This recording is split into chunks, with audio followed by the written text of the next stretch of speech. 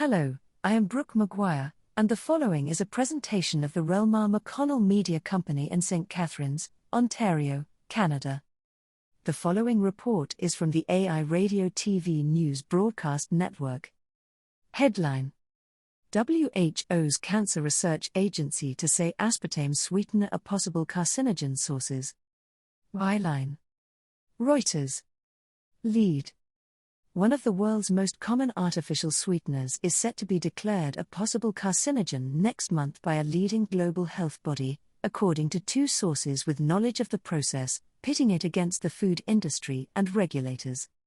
Story: aspartame, used in products from Coca-Cola diet sodas to Mars Extra chewing gum and some Snapple drinks, will be listed in July as possibly carcinogenic to humans for the first time by the International Agency for Research on Cancer, IARC, the World Health Organization's, WHO, cancer research arm, the sources told Reuters.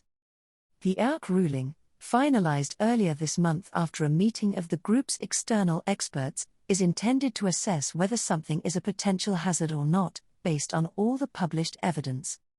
It does not take into account how much of a product a person can safely consume.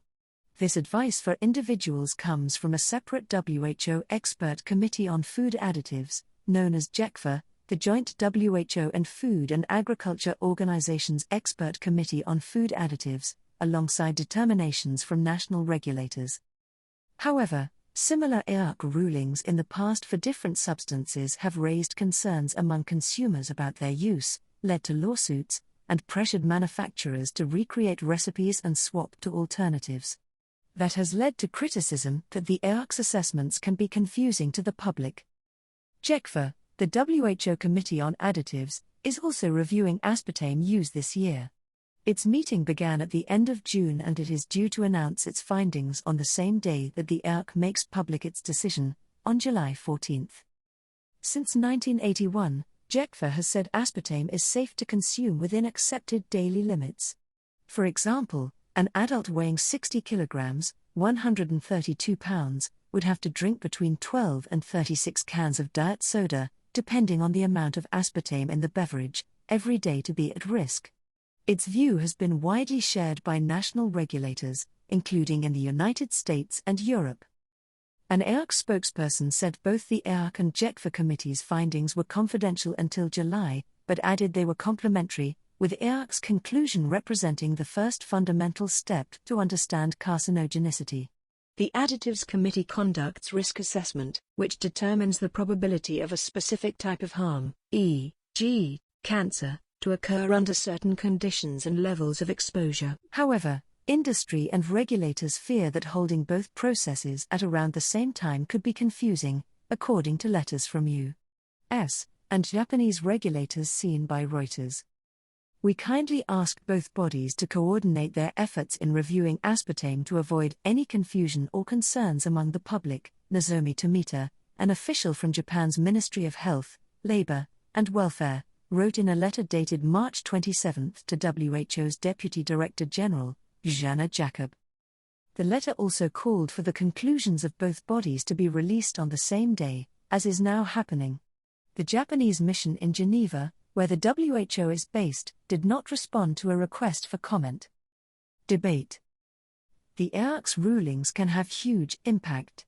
In 2015, its committee concluded that glyphosate is probably carcinogenic.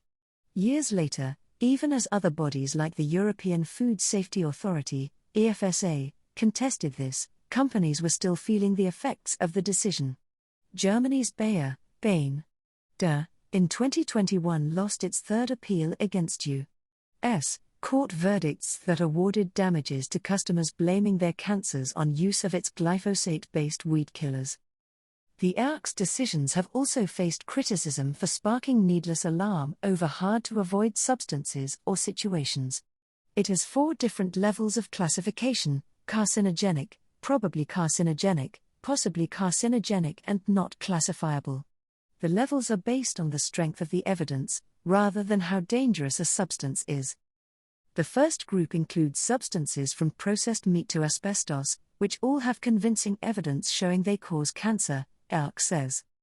Working overnight and consuming red meat are in the probable class, which means that there is limited evidence these substances or situations can cause cancer in humans, and either better evidence showing they cause cancer in animals, or strong evidence showing that they have similar characteristics as other human carcinogens. The radiofrequency electromagnetic fields associated with using mobile phones are possibly cancer-causing. Like aspartame, this means there is either limited evidence they can cause cancer in humans, sufficient evidence in animals, or strong evidence about the characteristics.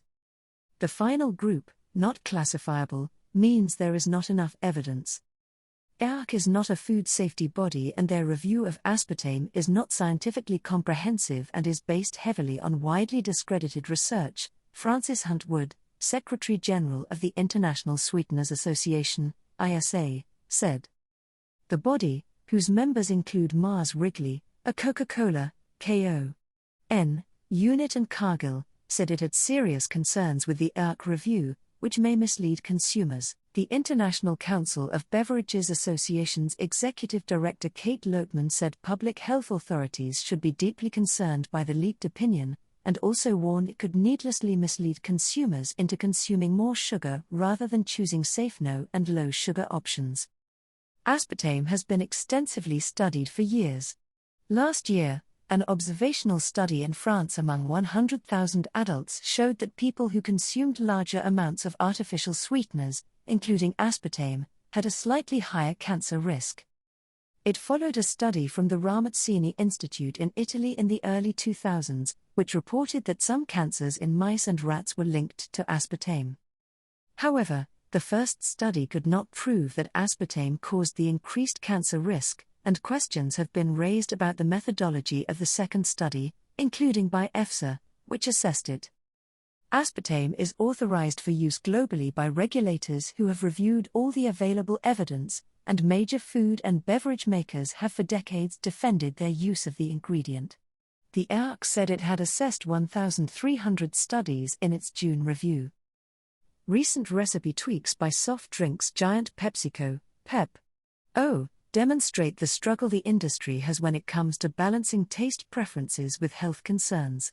PepsiCo removed aspartame from sodas in 2015, bringing it back a year later, only to remove it again in 2020. Listing aspartame as a possible carcinogen is intended to motivate more research, said the sources close to the IARC, which will help agencies, consumers and manufacturers draw firmer conclusions. But it will also likely ignite debate once again over the IARC's role, as well as the safety of sweeteners more generally. Last month, the WHO published guidelines advising consumers not to use non-sugar sweeteners for weight control. The guidelines caused a furore in the food industry, which argues they can be helpful for consumers wanting to reduce the amount of sugar in their diet.